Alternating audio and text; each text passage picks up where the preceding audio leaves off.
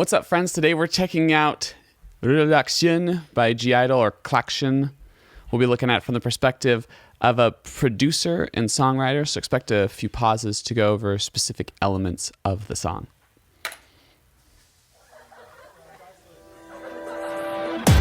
What time is it now? Time for summer. 1, 2. 좀 미친 소리 같지만 난 내게 반했어. I really like how that intro pairs the strings with the horns. I think it's really cool. Like the strings lead up and then the horns kind of burst. It's just a really fun little feature. And then you'll notice that they have this kind of instrumental intro and they go straight into drums, bass, vocals. Done that a lot in my production as well. I think it's a really smart technique to kind of build things up and then die them down pretty immediately so you can focus in on the vocals and not have a lot kind of getting in the way of the vocals.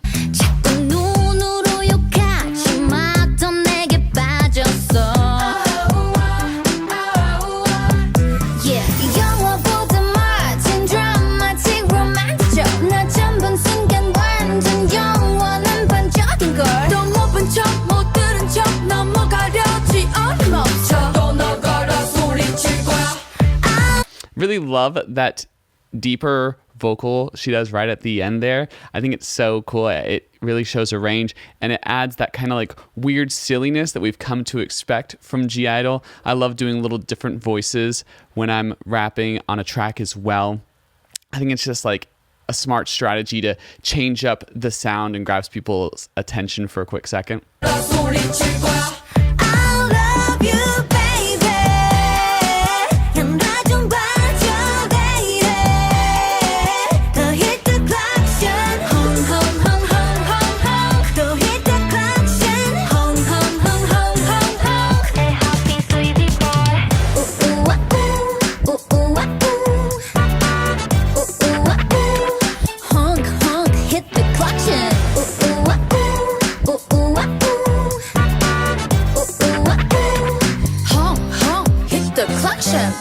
I love how they have basically like 3 different choruses in one in this first chorus.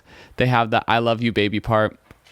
They have the hit the Klaxon, and then they have the ooh ooh ooh ooh ooh ooh. So they're like basically giving us 3 different parts that are super sing-alongable, easy to remember, and that are all like super catchy as a chorus element. I don't imagine they're going to do all 3 every single time they go through the chorus, just because it's a lot of melodies to remember. So I feel like maybe that last one is more of kind of like a post-chorus into the second verse type of thing. But the other ones are really great. I really love how the vocals pair with the instrumentals. As they're kind of doing their run at the end of Baby, that's when the instrumentals come in and we hear those strings leading into that horn in a more pronounced way. I think that's really smart to have kind of this call and response between the vocals and the instrumentals. That's something else that we've done a lot when we're producing and arranging a song is we'll think, okay, we have the vocal, it's doing its thing. Now we want something to come in and add an instrumental in between there because we don't necessarily want just like free space. And sometimes that free space makes sense, but sometimes you want something taking up a melodic or an attention-grabbing space in your song.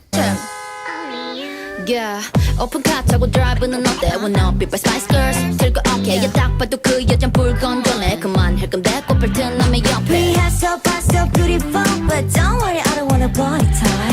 잠깐 깎게 내 멈춰. 깜빡이도 안 켜고 덮쳐. 힙합보다 more. I love this, like how different those rap vocals are. One is definitely going for that like kind of deeper range and one's going for that higher range. I really like when there's an opportunity to have multiple rap vocalists on a song, to have them really cover different frequency spaces. So there's this big differentiation as people are listening to it.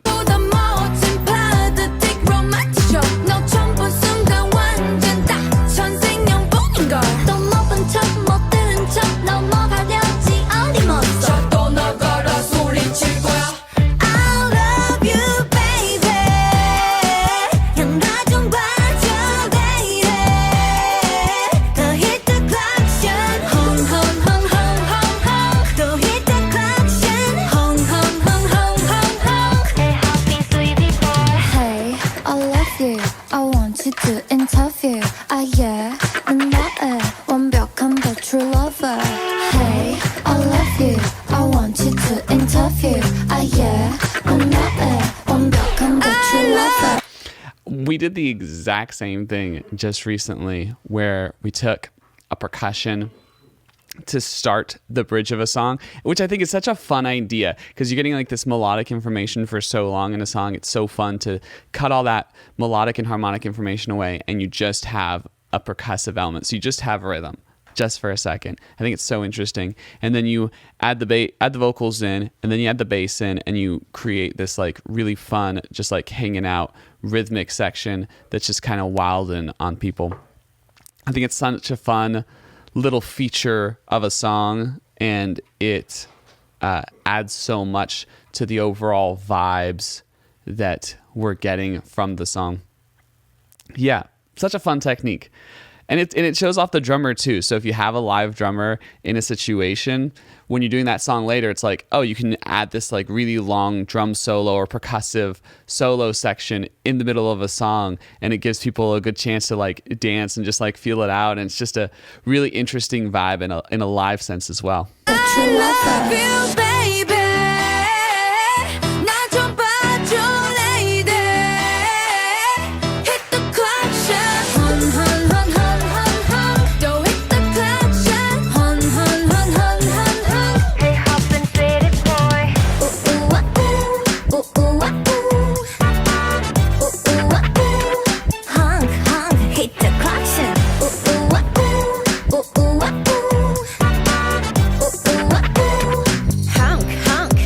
Klaxon. What a great summer bop that one is. Good timing for it to come out too. I feel like any bit later and it doesn't function as well. I really liked how coming out of that really percussive driven bridge, we go straight into a version of the chorus that is relatively stripped down. Mainly just like the drums and bass aren't as present. So we get to hear the piano a little more, but I don't think actually we heard piano before. So it's kind of like the piano's been added, the drums and bass have been taken away, but the strings and horns remain. And it creates this really interesting new version of that chorus for us to hear before we get to the end.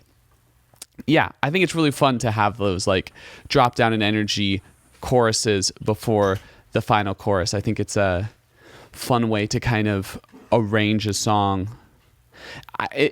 It's one of those tricks that I've used before, but I'm afraid of using it too much. I feel like you don't want to do it all the time, but it's fun to add in occasionally, you know? And I think here it works really well, especially because this is supposed to be like a big, fun summer single. Yeah, loved it. Hope that my thoughts on I-DLE's new song Klaxon has given you new insight into the song and help you enjoy it even more. If that's the case, I'd really appreciate if you like, comment, share, subscribe. Recently put out an EP with my band called Dancing Robot. If you like this kind of fun, dancey sound, I think you'll actually really enjoy that. We use a lot of the same arrangement philosophies in that song that you hear here. Thanks so much. Catch you on the flip. Gay song. It's the gay